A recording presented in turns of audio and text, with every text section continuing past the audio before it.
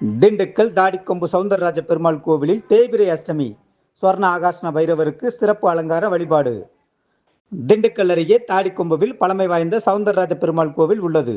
இங்கு பரிவார மூர்த்தியாக உள்ள சொர்ண ஆகாஷ்ண பைரவருக்கு மாதந்தோறும் தேய்பிரை அஷ்டமியையொட்டி சிறப்பு பூஜை பாலாபிஷேகம் செய்வது வழக்கமான ஒன்று. இவருக்கு ஒவ்வொரு மாதமும் தேய்பிரை அஷ்டமி அன்று சிறப்பு அபிஷேக அலங்கார பூஜை நடத்தப்பட்டு வருகிறது. அதன்படி தேய்பிரை அஷ்டமியான வியாழக்கிழமை மாலை 4 மணி அளவில் சொர்ண ஆகாஷ்ண பைரவருக்கு சிறப்பு பூஜை நடைபெற்றது. இதையொட்டி சொர்ண ஆகாஷ்ண பைரவருக்கு இளநீர், தேன், சந்தனம், மஞ்சள், திருமஞ்சன பொடி உள்ளிட்ட பொருட்களால் அபிஷேகம் நடைபெற்றது. இதில் கோயமுத்தூர், வெள்ளகோவில், திருப்பூர், ஈரோடு, கரூர், பல்லடம், உடுமலைப்பேட்டை உள்ளிட்ட பல்வேறு மாவட்டங்களைச் சேர்ந்த ஏராளமான பக்தர்கள் கலந்து கொண்டு சாமி தரிசனம் செய்தனர். அதிகாலை முதலே வழக்கத்திற்கு மாறாக அதிகமான பக்தர்கள் வருகை தந்து சொர்ண ஆகாஷ்ண பைரவரின் ராஜ அலங்காரத்தை கண்டு மகிழ்ச்சியுடன் சாமி தரிசனம் செய்தனர்.